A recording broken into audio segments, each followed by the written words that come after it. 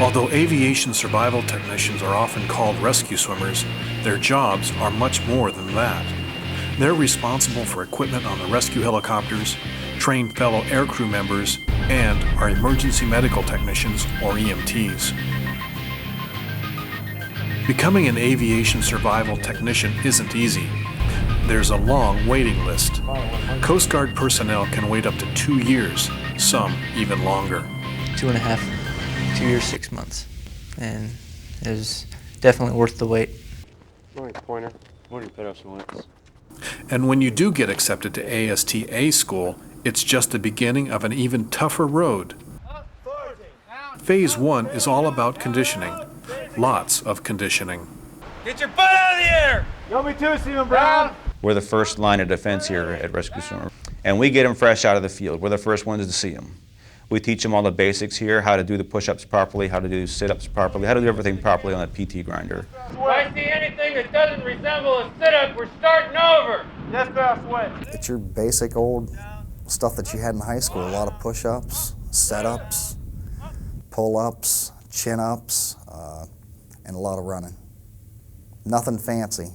You don't need fancy to get in good shape.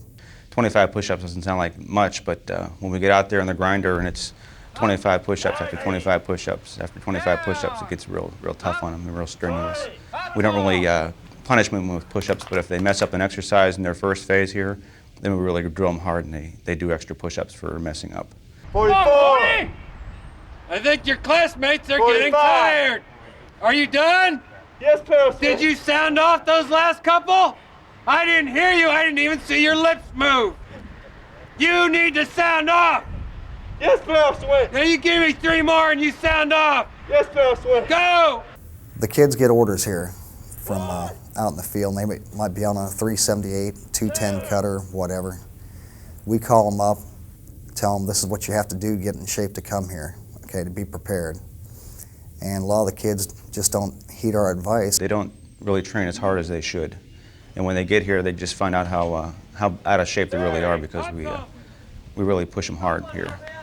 I thought I was in good shape before I got here, and probably about the first week you realize that you just have a long way to go.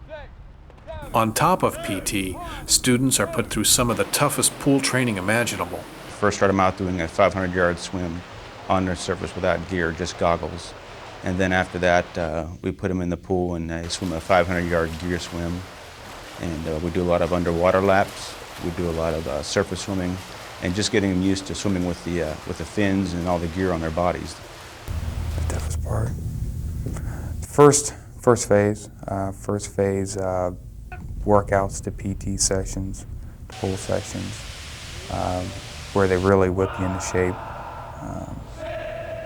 Unfortunately, I wasn't as physically fit as I probably should have been when I first came here. Average kid comes here, he might be a little bit overweight. I've seen guys lose 20, 30 pounds during the 18 weeks here, start off looking pretty shabby and come out of here looking great.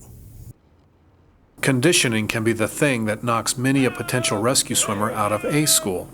It's just too much for too many.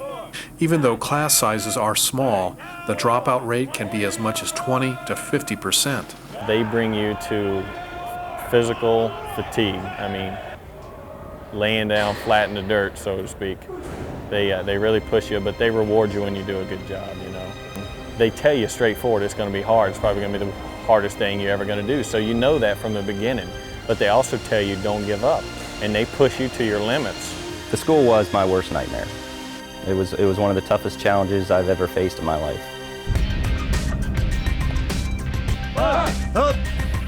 And would I do it again? Yes, I would. But I would probably be a little more apprehensive than I already was and have a healthy respect for it. I mean, a lot of guys say they join the Coast Guard to be a rescue swimmer and they come here to the school and they wash out, but yeah, you got to have the willpower to do it. You got to have the demand to do it, and you got to have the heart to do it. I mean, without those three, it's tough to be a rescue swimmer because you're putting your life on the line when you're jumping out of a helicopter. And you got to have a strong mind to do that.